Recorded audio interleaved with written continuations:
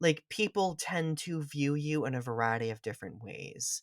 When a person is self-destructive or when a person is going through something, people have different interpretations about who they are, but truthfully, it's our own interpretation of who we are that matters the most.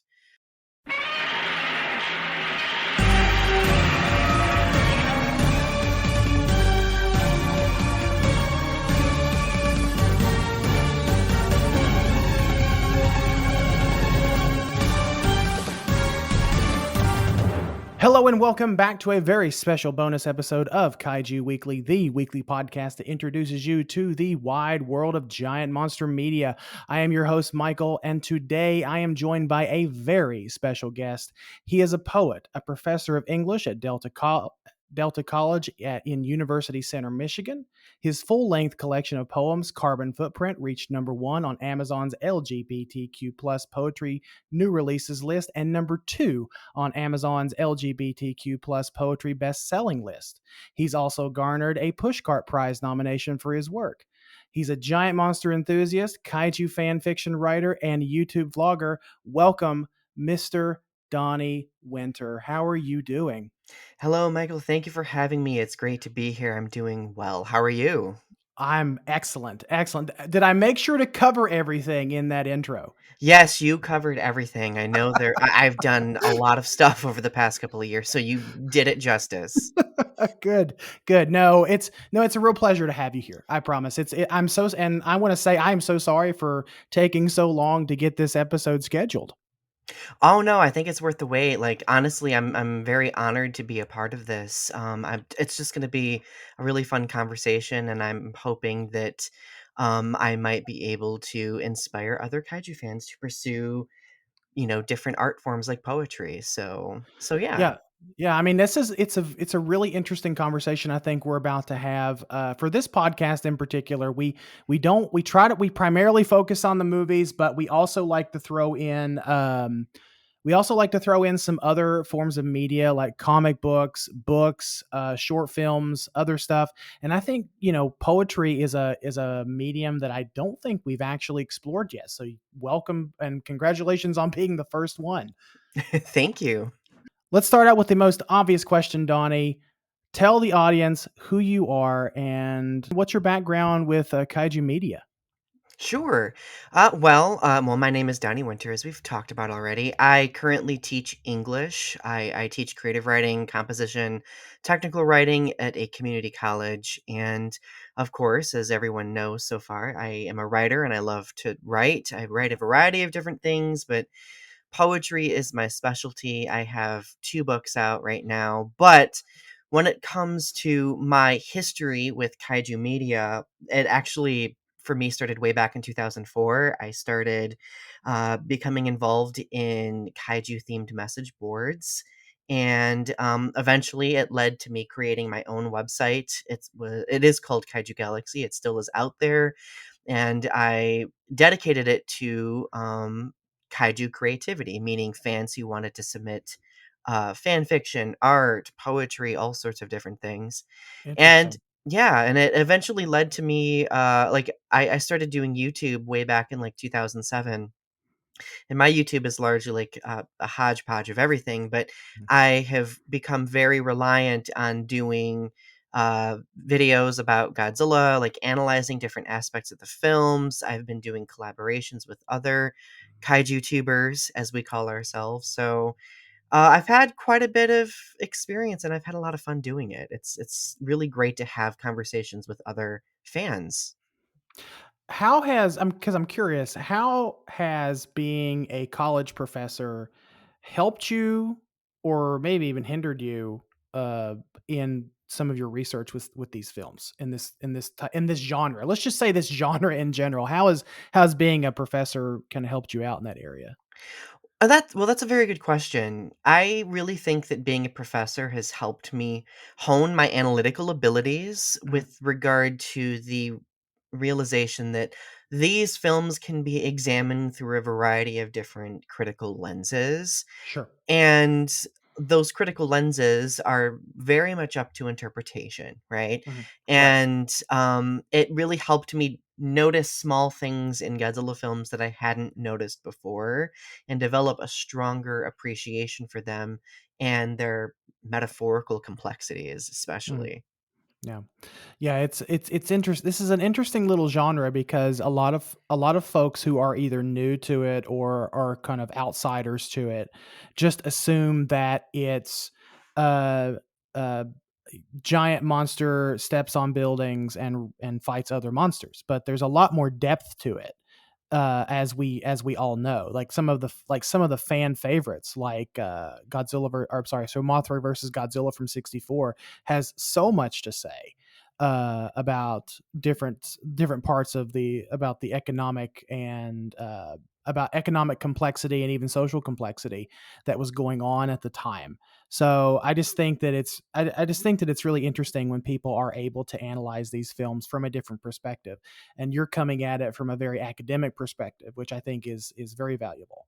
Oh, thank you. I really appreciate that. Yeah, I know I really nerd out particularly over the Heisei Godzilla saga, Really especially the Return of Godzilla and Godzilla versus Biollante, considering interesting. the, things happening at that time in history, Mhm. had a huge influence over the art, or Mhm. in essence, the films. The films are the art. So, yeah. I mean, the whole genre is itself is can be seen as an art form. Tokusatsu. If we're talking strictly about tokusatsu, like that is an art form unto itself because in a era where movie studios rely so heavily on CGI and computer graphics and things of that nature. I hope that this is not the case, but I get this sneaky feeling that maybe traditional tokusatsu, as we know it currently, is maybe go will might go by the wayside in a few years. Right, I know that's been a concern of a lot of people's, but at the same time, I kind of have this odd flicker of hope that because of how much we're drawn to nostalgia these days, that there might be efforts made to revive it and celebrate it in a way that hasn't happened before. Mhm, So, because like a lot of people always reflect back on art forms that seem to be, pushed to the wayside, but mhm. those people typically are the ones who revive those things too. So I'm hoping that that happens. Yeah. Nostalgia, what I've learned personally in the last couple of years, especially, nostalgia is a powerful drug. Uh, I mean, it is such a powerful thing. Like for me personally, when I went through a sort of a personal crisis when my parents passed away, and so I found myself gravitating towards media that made me feel very nostalgic, like Godzilla films, Power Rangers, some of the old cartoons and television shows from the 80s and 90s, stuff that I grew up with. And I fully recognize that there was a hardcore nostalgic edge to that, because as a 35-year-old adult, I can recognize some of the shortcomings um in some of that media. But at the time, I just, and even still to this day, I really don't even care, because you like what you like and you love what you love. And I don't think that anyone has a right to tell you otherwise when you really care about a piece of media or a franchise or a genre. Oh, I completely agree with that. And I can really relate with that, like that history with regard to you using the films as an escape. Like for me, it was both the films and the music. I Mhm. actually just had a conversation with a couple other kaiju tubers recently about the Right. significance of the music in the Godzilla franchise and how they, like the scores themselves tell a story independent and sometimes, unique from the actual film. And I think that that nostalgia, like, while it can seem to be a negative thing for a lot of people, if it can empower and help people escape and resolve whatever they're going through, that's pretty significant, in my Oh, opinion. it absolutely is, and I love that you touched on a little thing here, and it's a good segue into what the bulk of our conversation is going to be, and that's storytelling, and specifically storytelling through poetry. So, give us a little bit of background on how you came to write poetry, how you came to feel the want to, feel the need to, however you want to put it, the need to write poetry or the desire to write poetry. There we go. Tell us a little bit about your background with that. Yeah, sure, I would love to. Well, I'm gonna like rewind a little bit and talk a little bit about my experience prior to coming to poetry. Sure. I actually and I always brag about this to my academic colleagues who are very bougie and don't really like to acknowledge fan fiction writing, but I always tell everyone that I would not be a professional writer had it not been for writing Godzilla fan fiction. Hmm. I spent a good decade writing Godzilla fan fiction just as a leisurely hobby, and it eventually transitioned into poetry because I really liked the abstract qualities of the art form. And my early poetry often focused a lot on Godzilla films and Hmm. like specific characters, and then I started branching out more. But um, that, like, has been very instrumental in my development as a writer. So, as I grew and learned how to harness poetry a little bit more, how I discovered that it could allow me to express myself, but also withhold things that I didn't want people to know 100%, like, that made me feel very emboldened, right? Hmm. And that's why I Yeah. wanted to go on to teach it because I think that it's a very underestimated art form. Hmm. People assume that it's this impossible thing to do, and it really isn't. And the truth is, we think that because we are taught that poetry needs to sound exactly like Shakespeare or Right. Walt Whitman or whatever, and it doesn't. Like, Hmm. poetry is very diverse. But that's how it transitioned into me eventually producing books. So yeah. That is, I mean, it's interesting that you have people out there that say that that poet, let's just, for poetry, since we're talking about poetry, it needs to, and this can spill over into all kinds of other media, but we're going to focus on poetry and some other things here. But when you say that people have this certain expectation of what something should look like, to me, poetry is a very deep reflection of self. It is your innermost thoughts. It's probably a very I view poetry as an intimate conversation with yourself, that you are putting out on the page for others to read. And there's really no way a person can copy that, because, like you said, poetry is a very personal media, that is very customized to the writer. Like, I hope I'm making sense here. Oh, you're Uh, making complete sense. Yeah, well, I like what you're saying is spot on in my opinion, and it's something that I often talk with students who are just starting out, or people who are just genuinely curious about poetry but have little limited experience with it. Essentially, it's an exploration of the human experience. Poetry mhm, has historically always been that. yeah. And it can be used not only to self-reflect, it can be used to confess things, tell stories, even create characters. Mhm. Yeah. Now, let me ask you, and you don't have to answer this if you don't want to, but what is some of your life experiences that has shaped the way you write poetry? Oh, thank you. That's a good question, actually. Uh, for me, like, as an LGBTQ plus person, a lot Mhm. of my poetry shares my personal history with Sure. growing up as an LGBTQ plus person, Mhm. navigating the different things prior to coming out, and then Sure. also, especially my recent book, talks a lot about what LGBTQ plus people have to navigate after coming out. Mhm. Because coming out is glorified and glamorized as this experience where, like, oh, once you come out, everything is perfect and there's nothing afterward, right? Life is just sunshine and rainbows, and that's not the case, right? Yeah. So, like, poetry has allowed me to kind of take those personal Mhm. experiences and discuss them in a controlled environment, Right. but also kind of weave in the things that I'm very nerdy about, like Godzilla, for example. Yeah, I mean, as to put it bluntly, as a straight white guy, I cannot necessarily understand to the fullest potential, the fullest extent of what you went through during your coming out journey. Like, but what I really like the idea of, though, is I get a little bit of a glimpse of that through your poetry and some of your writings, because I think that um even I think that, reading poetry, because I was just kind of said, this is just kind of an on the fly thought, but reading poetry makes a person more empathetic, because you are sort of getting a small window into the way that person thinks and the way that person feels. Yeah, 100%. Like, I agree with that completely.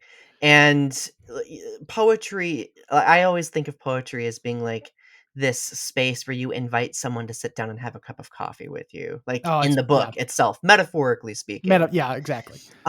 And I guess like my goal with my own work is to allow it to be accessible to everyone. Like I want white straight men to be able to read it and be like, wow, I never thought of this perspective. This is interesting and educational. Like Mhm, if that can be achieved through the work itself, then to me that is my mission complete.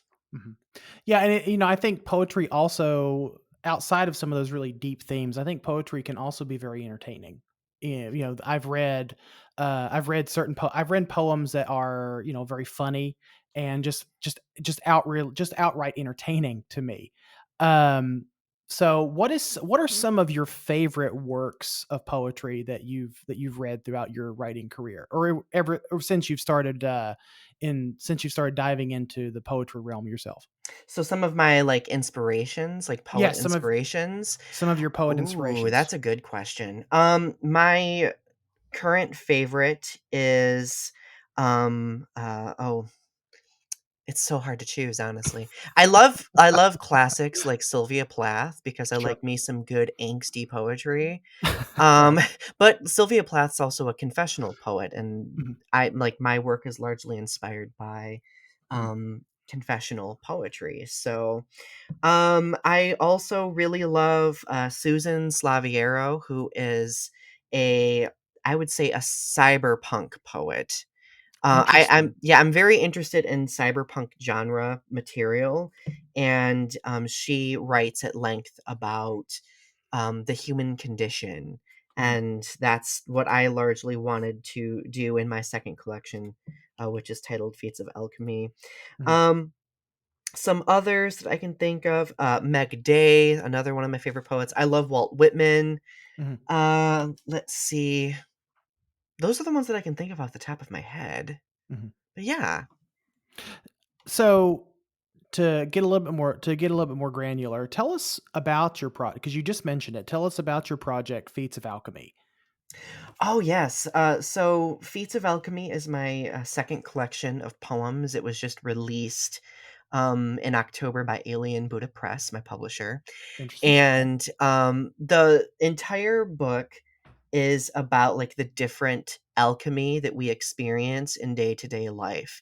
And alchemy, of course, in its general definition translates to taking something and turning it into something else, right? Right. So every day we are encountering and navigating things where we have to take parts of ourselves and transform them into something else to, maybe be accepted by others or fit Mhm, into situations, right?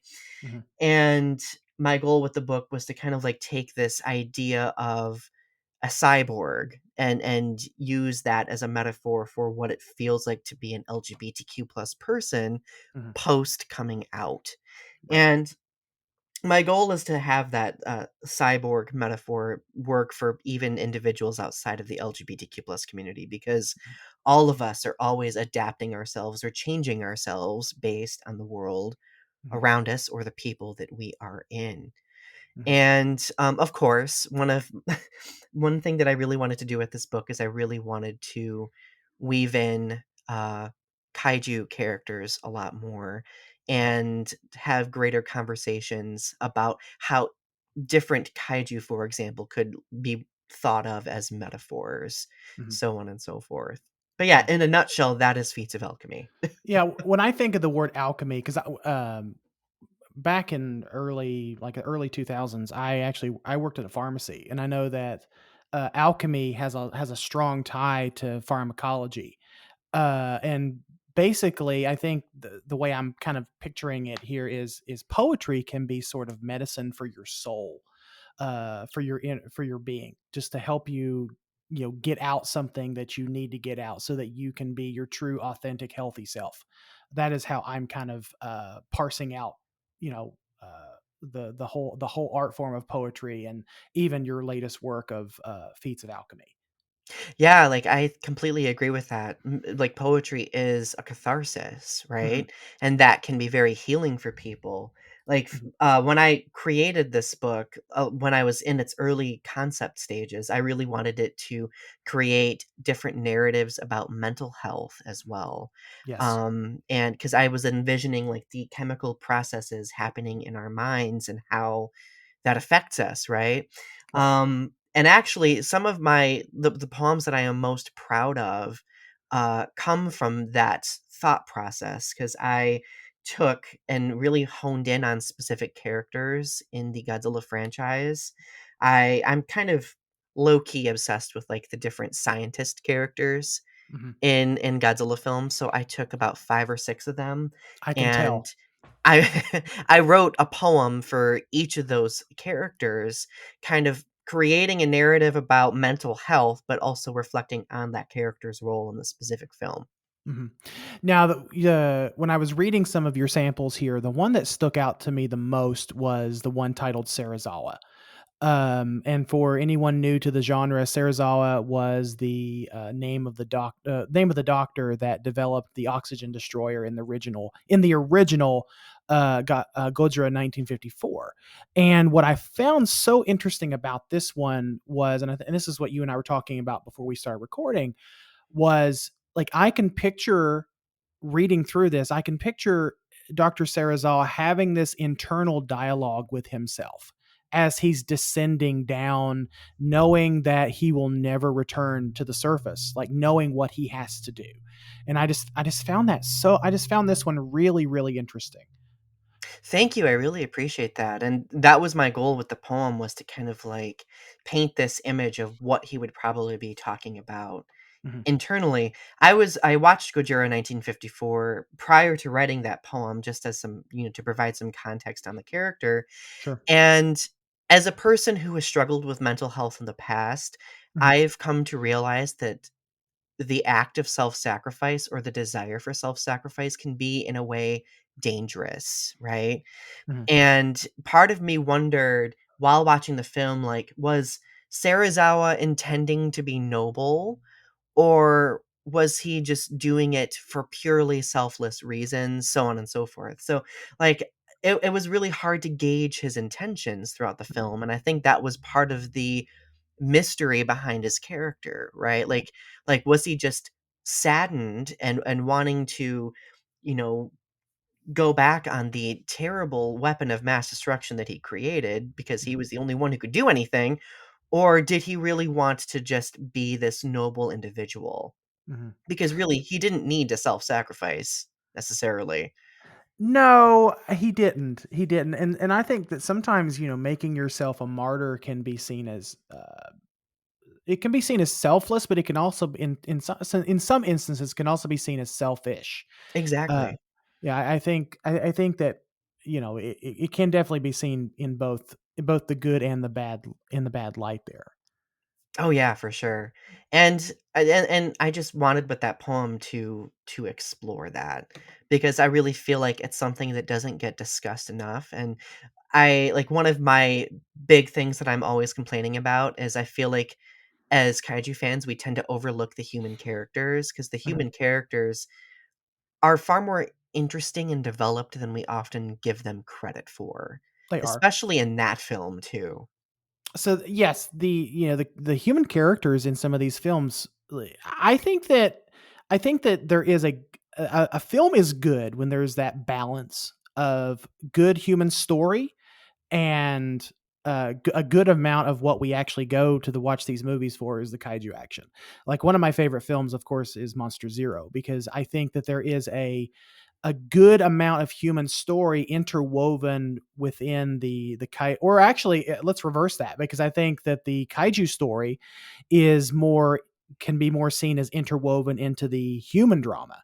I think that movie is primarily a human drama and a commentary on the human existence than it is a kaiju movie. But that's just my perspective on And, on arguably, I would say that a lot of the Godzilla franchise is that. Like, these characters, especially these kaiju characters, Mhm, they all act as metaphors mhm, examining the human condition. mhm. For sure, for sure. Now I want to talk about another piece that you have in the book, and that is the one titled "The Daikaiju Inside." Can you give us a little bit of background on how that particular poem came to be, what the inspiration was, and how you were kind of feeling while writing that one? Oh, yes. I honestly, that's one of the poems I'm most proud of in the book. And I wrote it after having a conversation with one of my LGBTQ plus friends. Sure. Um, and we were kind of reflecting on this belief, the self belief that we all, although many of us have in the LGBTQ plus community, that we're all broken. Mhm, And I wanted to write a poem about, like, the fact that, like, while we may feel like we're broken, like, we've actually done a lot to kind of transform ourselves and come back from that. mhm, So, in the poem, I kind of talk a little bit about how high school spits us out like we are a nuclear spill, and how we've kind of seemed like we're these mangled, dysfunctional people on a mental health front, mhm. trying to survive until our next meltdown, right? Right. So in the poem, I reference, um, just going to read a snippet of it. I Sure. say, now some think of me an alien, a vengeful Ghidorah, born from solar storms. Others see me as a pyroclastic spill, a volcanic Rodan, erupting from the depths. Though many think I search to quench a Godzilla hunger, a nomad destined to wander, but after all these years I've become a Mothra, a guardian of his own home, a phoenix reborn from a torn body. Mhm. And and it's no it's no rumor, but Mothra is my favorite character in the entire Oh, Godzilla you don't franchise. say. Right. You don't say. Surprise. But I really I've really spent a lot of time in my life as an Right. LGBTQ plus person, not only like navigating like Mhm, bigotry and bullying and so on and so mhm, forth, but like people tend to view you in a variety of different ways. mhm, When a person is self destructive or when a person is going through something, people have different interpretations about who they are. But truthfully, mhm, it's our own interpretation of who we are that matters the most, mhm, which is why I really wanted to end that with finally this realization of knowing that I feel like I am a Mothra, that I have transformed, that I have, like a phoenix, come back from, you know, these difficult situations, right? So, and mental health wise, like the greatest monster of all is sometimes ourselves, right? mhm. And coming back from that is how we come back from that is so important. I know that there's a lot of the kaiju theme poetry in this book. Um, do you think this is kind of a tough question to ask? Do you think that that is a little bit of a barrier for people that aren't necessarily familiar with the genre, or do you think that you are? I'm trying to think of how to word this. How you're exploring common enough themes that even the uninitiated can understand exactly what you're talking about. Oh, that's a good question. So for this book, I did something that's rather non-traditional for collections of poems. Sure. I actually have included full reference material, footnotes, a references list at the end of the book. That way, as people read the poems, they can look at the footnotes below and see what references I'm making to specific characters and films. Sure. Like if I had a screen right now and if I were to pull up the poem "The Daikaiju Inside," it has like several footnotes that are super lengthy Mhm. because each of those characters, each of those kaiju are referenced, right? Right. And for those who may not be familiar with, say, like Rodan or Mothra or whatever, like I want them to see who those characters are and how they have connected with me in some ways. So I would argue that that boundary would have probably been there definitely without those footnotes, but I'm hoping the footnotes really help bridge the uninitiated when it comes to these different kaiju references. I think that's incredibly helpful because I do have it pulled up here, and that's one of the main reasons why I wanted to focus in on this poem for this moment, because there is a lot of references, there is a lot of name dropping and a lot of references in this poem, and what I found was super interesting. Now, I admittedly I don't read a lot of poetry. I appreciate the medium of poetry. I don't read a whole lot, but I feel like that is a pretty unique thing for a book like this to put footnotes as references as to what you're actually talking about. So there is that lower barrier to entry for anyone who is uninitiated or unfamiliar with who these characters are. And I think what's also really helpful is, you also give context. They're in these footnotes. You give context to. I think there's one here. Um, I think there's one here for Rodan, where you referenced Rodan as sort of the anti-hero, giving more context to the characteristics and the personality of the character of Rodan. Yeah, exactly. Like, and it really just, I think it opens up the intent behind the lines that he's referenced in, especially, right? Because in the film, Rodan is not, he's just a natural creature that is released, right? Like Mhm, he's just living and existing. mhm, And as LGBTQ plus people, like we're just living and existing as well, despite the different obstacles that we may face, right? So like my goal was to just create those parallels, you know. mhm. Who did who's the audience that you wrote this book for, Donnie? I would say there are multiple different audiences. Mhm, I really wanted to write this book for, of course, LGBTQ plus audiences and right. allies, which is very, I would say, inclusive on a whole Mhm. variety of different fronts. Yeah, that broadens the spectrum tremendously. Yeah, I also wanted to write it for people who love pop cultural references, but I also wanted to write it for people who Right. struggle with mental health in some way. Mhm, Because my philosophy has always been sometimes the best way to assist others in their journeys is by mapping out your own, right. if that makes sense. And that's what my goal was for the entire book. Mhm. So you would say that you have probably I'm not gonna say probably, you have poured your heart and soul into this project. Like this, if we go for the folks that will buy this book, they're gonna get the fully unfiltered Donny Winter. Yes, 100%. Okay. I mean, it's a beautiful. I'm sure it's a beautiful process. And speaking of a beautiful process, um, how what advice would you give a young aspire well, it doesn't have to be young, that limits it too much, it doesn't, or just an aspiring poet, like what advice would you give to someone who wants to dabble in poetry or wants to make a work like similar to this for themselves? Oh, yeah, and this advice also applies to people who want to do any sort of writing, honestly. Mhm. My biggest advice is just do it, Okay. honestly.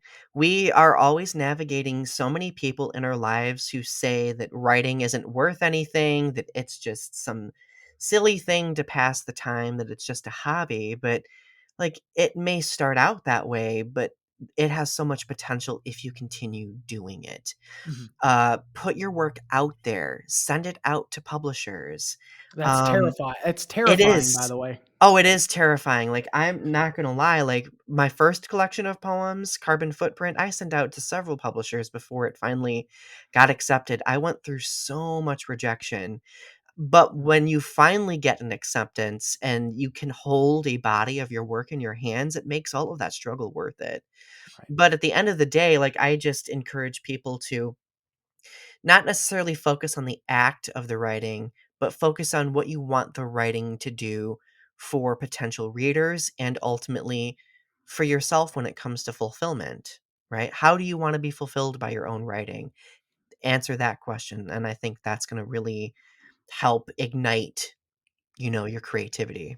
Yeah, and I think I think that that we as humans, we are so uh averse. There we go. We're so averse to, failure, and feeling like we didn't accomplish what goal we set out for ourselves.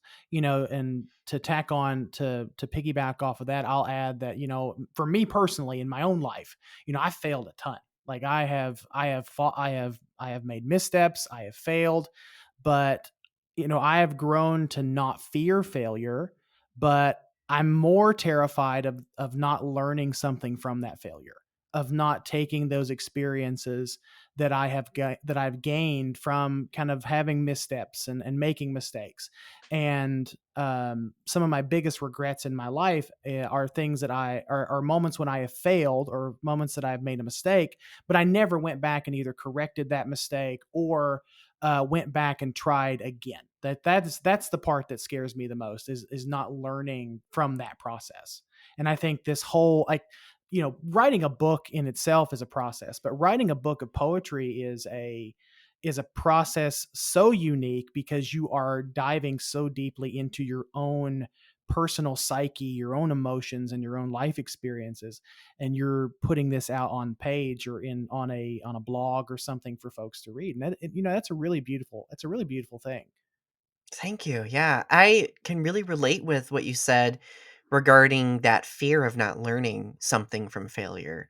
Mhm. And like, I will add to that that another one of my fears is allowing discouraging people to prevent me from being who I am or producing the work that I want to produce. Mhm. And I think that I've largely gotten to a point in my life where I've overcome that fear, but I know that Mhm. that fear is very debilitating. So, if I were to add on a secondary piece of advice for people who want to write, surround yourself with people who will empower and uplift you Oh, with absolutely. regard to that. And remove the people from your life who just discourage you constantly. Oh, absolutely. I think that is so vital. Like, that is so vital. Like, if any key life advice I could give somebody is just surround yourself with folks, uh not and let me just tack on here, not necessarily like-minded folks, because a lot of people make the mistake, I think, of surrounding themselves with like-minded folks, and you wind up with an echo chamber. I personally like to surround myself with people of varying opinions and lifestyles and life experiences, because I want the broad spectrum of just life. And I'm saying life a lot, but that's just sort of what it all boils down to, is just doing and experiencing life together as a human being. And I think that's important, to just surround yourself with a diverse group of people, that you can get the full breadth of those life experiences. I agree 100%. And truthfully, when you do surround yourself with those diverse people, that translates back to inspiration. Like, that will help you better create characters, better Mhm. produce the art that you want to produce, Mhm. better write the poems that you want to write. Mhm. Like, it gives you a more broadened perspective, and that's very important as a creator. Yeah, art imitates life. Art imitates life in so many ways, and if you're surrounding yourself with, and I'm not trying to be cheeky here, but if you're surrounding yourself with unique and interesting people, then you're going to come up with some unique and interesting characters when you're trying to tell those stories. Oh, it's completely correct. Yeah, I completely agree. So, I know, so this process is such a rewarding one for anyone who would embark on this journey.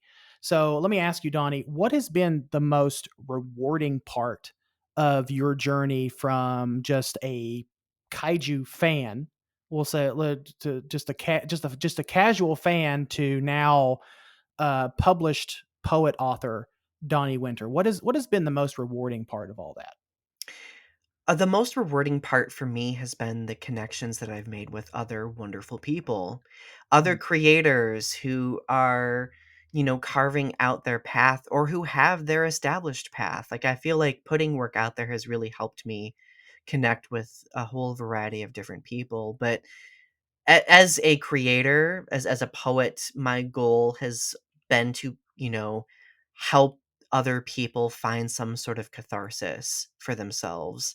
And I like every once in a while I'll get like messages or emails from people who might read one of the poems and say like, Donnie, wow, like this really changed my perspective. This really Mm. helped me cope with this thing, or it helped me, re-visualize what I want to do with regard to some aspect of my life. When I get messages like that really is validating as a creator. And at the end of the day, I think many of us create because we want to extend ourselves. We want Mhm. to make those connections, right? So when those connections are seen and felt, like it becomes a very wholesome experience. Yeah, it does. It does. And it sounds like you are well on your way to producing such wonderful work. And you've already produced such wonderful work so far. What you've allowed Travis and I to read is just a snippet of the work you've put into not just this book, but the other projects you're involved in. So, where if people are interested in this project, where can they find out more about it, or where can they purchase a copy for themselves? Oh, good. So both of my collections of poems are on Amazon. Hmm. If you just search Donny Winter, you'll be able to find both of them. Hmm. If you visit my website, donnywinter.com, you can also find other stuff there, links to the different poems if you want to read a Sure. sampling. Um, but yeah, that's where you can find them. Okay. I'll make sure to put a link to where people can purchase those in the show notes of this bonus episode.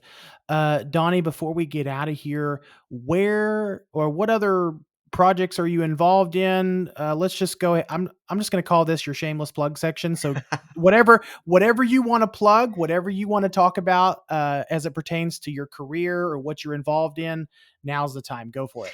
Well, let's see. I've plugged my books. I've plugged my website. I would say my YouTube, like that would be the other plug that I want to make. I love vlogging. I love collaborating. My YouTube is a hodgepodge of conversation about pop culture, current events, social issues, and of course Godzilla. I know it's probably odd thinking of how the heck does somebody incorporate Godzilla into that, but I do. So if you want to go check it out, if you just search my name on YouTube, youtube.com/Donny Winter, you'll be able to find my stuff. Yeah.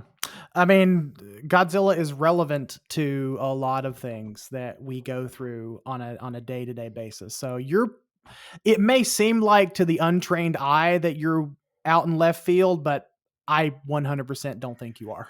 There is a method to my madness, I promise. I think I think there's a method to everyone's madness. And speaking of madness, I just want to thank everyone for tuning into this bonus episode. Donnie, thank you so much for joining me for this conversation. It was a pleasure, Thank absolutely a you for pleasure. having me. It's been an honor to have this conversation and to be a part of this wonderful outlet. It means a lot to me. And Travis told me to send his regards. He had to be out today. He had to. I think he took his mom to a doctor's appointment and just could not make the conversation. So he told me to tell you, thank you for coming on, and just we look forward to having you back. Maybe we'll bring you back someday or sometime very soon to actually have a film discussion with us. I think that would be a blast. Ooh, I would be honored to do that. That would be fun. Thank you, Oh, that Travis, by the way. So I will simply say thank you to the faithful Kaiju Weekly listener. If you want to find everything that Donnie is involved in, I will put links to all of his stuff in the description of this episode. If you want to check out all of his work, go on to Twitter, DonnieWinter.com. DonnyWinter.com. Thank you. Go on to thank you. I was just trying to think of the name of your website, but it's DonnyWinter.com. And you'll find everything there. Thank you so much for listening and supporting this show and supporting Kaiju Rama magazine. It would not be possible. Conversations would not be possible without the faithful listeners just like you. So until next time, see you later. And that's the best I got.